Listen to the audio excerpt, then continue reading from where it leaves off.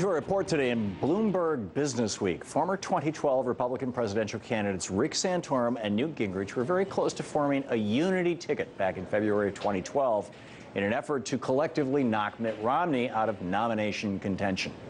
After Santorum claimed the Iowa caucuses and 3 other primaries in early February, the talk of forming that unity ticket reached its peak.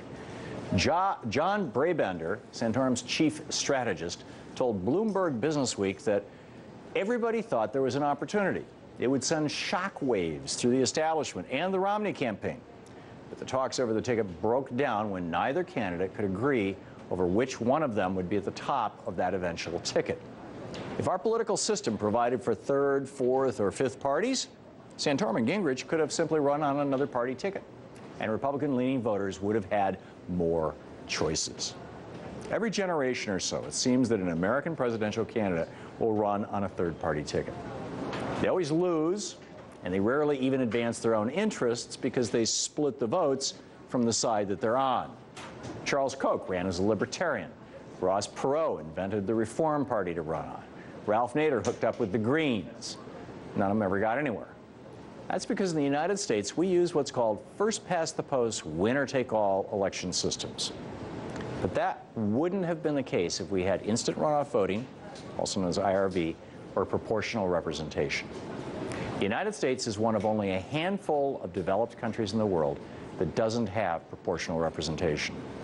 And of those few nations that don't have proportional representation, 2 of them, Australia and New Zealand, have instituted instant runoff voting. We don't have it because we're one of the world's oldest democracies.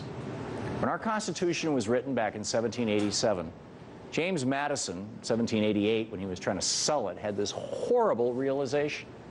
Madison realized that we were the first real democracy of major significance since Rome, and that our democracy was, in reality, an experiment. He also realized that with first-past-the-post, winner-take-all elections, you could have a democracy if there were only 2 parties. So 51% of the vote could win. That's Democratic majority.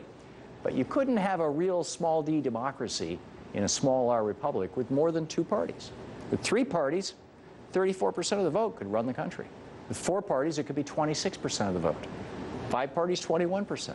That's why in Federalist Number 10, Madison begged us not to form political parties, what he called factions.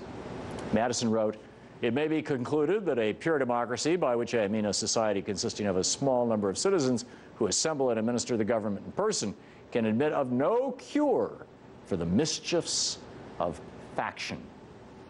It wasn't until Madison was long dead that Englishman John Stuart Mill proposed and basically invented the idea of proportional representation. It was around 1860, where whichever party got, for example, 9% of the vote, that party would then get 9% of the seats in Parliament to put their people into, or 30% or 60%. Whatever the voters wanted, they got. Proportional representation is the reason why there are so many political parties in Germany or Israel or France or Japan and a host of other developed nations. Under proportional representation, the voices of all the people are heard because it not only allows for, but actually promotes multiple political parties. There are 2 ways we can accomplish this democratic ideal of more than just 2 political parties here in the United States. 2 ways we can do it here in America right now. The first is to have the states change the way they apportion votes to Congress and the Senate. I mean, arguably we could do it with a giant constitutional amendment. This can all be done at the state level. Proportional representation, also known as fair voting, it's the phrase that's being used increasingly in the United States, actually has a long history in our elections. Over 100 cities and counties across our country today use some form of fair voting or proportional representation to fill various elected offices. Fairvote.org is one of the leading organizations in the fight to bring proportional representation to the halls of Congress and the Senate to make this happen nationwide in our national elections. That organization also advocates strongly for instant runoff voting or ranked voting.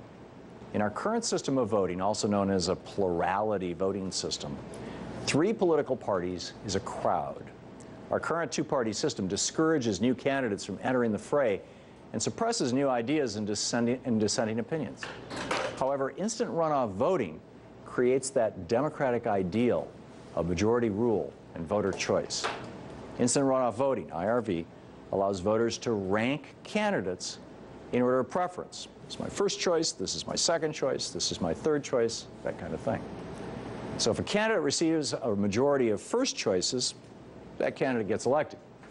But if nobody has a clear majority of votes on the first count, a series of runoffs begin, although everybody's already voted, using the voters' preferences as indicated on their ballot. The candidate who gets the fewest first place votes is eliminated.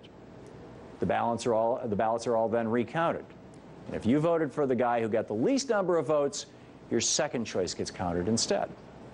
The weakest candidates are continuously eliminated as their voters' ballots are added to the totals of their next choice until one candidate wins a majority of the votes. An example of an election when instant runoff voting would have worked wonders for America was the 2000 election between Bush, Gore, and Nader. Back in 2000, I voted for Ralph Nader. My wife Louise voted for Al Gore. The real reason Bush took Florida was because the U.S. Supreme Court stopped a statewide recount and because Jeb Bush and Katherine Harris had illegally knocked about 70,000 African-American voters off the rolls even before the polls opened. But nonetheless, Ralph Nader did get around 70,000 votes in that election. But what if IRV had been in place? Under IRV, if I lived in Florida, I actually lived in Vermont at the time, which is why I felt it was safe to vote for Nader. If I lived in Florida with IRV, I could have voted for Ralph Nader as my first choice and Al Gore as my second. Since Nader had the fewest votes and lost, my ballot would have rolled over to become a ballot or a vote for Al Gore. Now just imagine all of the Ralph Nader votes that were cast across the country rolling over to votes for Al Gore.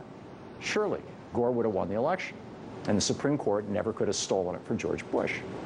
Right now, instant runoff voting is used in more than 300 communities across the country. The largest is San Francisco, and Berkeley, Oakland, California.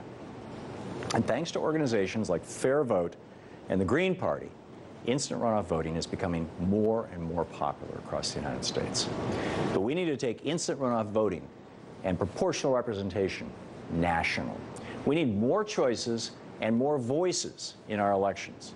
It's time to leave behind our 18th century electoral system and step into the 21st century. Coming up, how did